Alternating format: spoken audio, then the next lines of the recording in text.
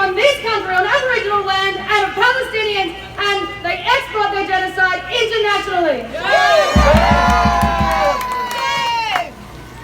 So I'm going to speak a little bit about this building, what it is, its history and its current role, and as the epicentre of Australian militarism, what happens here behind closed doors.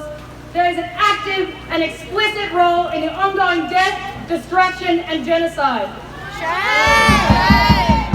Colonial occupations will continuously downplay or try to silence their violence, and they will attempt to replace the truth of that violence with stories about altruism and self-defense, of nationalism and patriotism. And they continually deny the histories and the stories of those they occupy in order to dehumanize and justify their violence.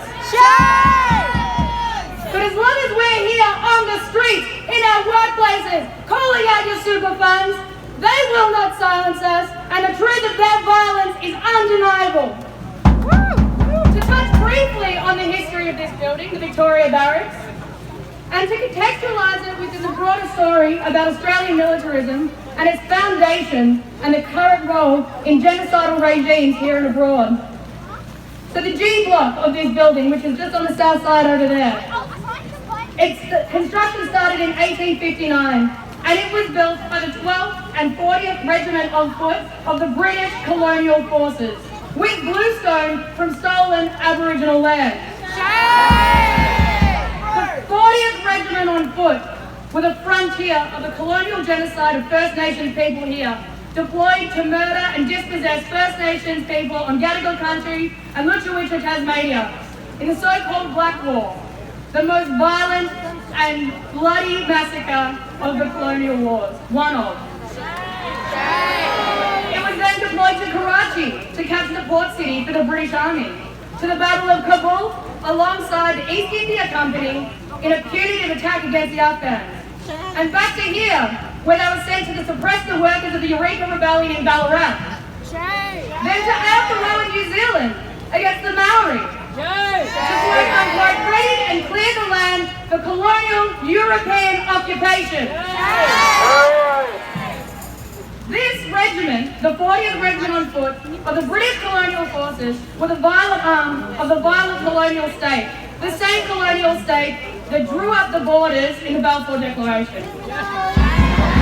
And they were the very same regiment that laid the very foundations of this building here. And so when we fast forward to now, the legacy continues today. And I'm just going to list a few of the administrations that are housed within this building today and the decisions that come and are made behind closed doors, and how they're continuously inflicting pain and suffering on First Nations people, on West Papuans, on Palestinians, and on all of those who resist colonial occupation for the sake of Western capital. Housed in this building, there are several arms of the Australian military, including the Joint Logistics Command. In particular, the Joint Command, Control, Communications and Computer Systems Branch, known as JC4S. This branch integrates information technology to enhance combat effectiveness for the Australian Defence Force. Murderers. This branch acquires and sustains information technology for the ADF across this country and in what they call operational theatres overseas. Shame. It has in-service products and systems for planning and conducting military activities and for what they call international interoperability objectives, which means they work alongside international military regimes for information and system sharing. The JC4S is hooked into the Australian Signals Directorate that we now know provides information and intelligence directly to the Israeli occupation forces.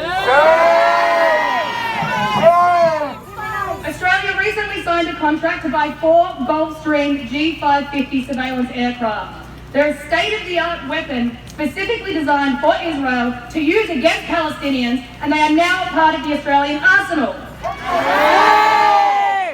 It's not a long bow to draw to look at the context of the ADF's role at Pine Gap and Israel's Iron Dome system and how they are explicitly exporting genocide. Shame.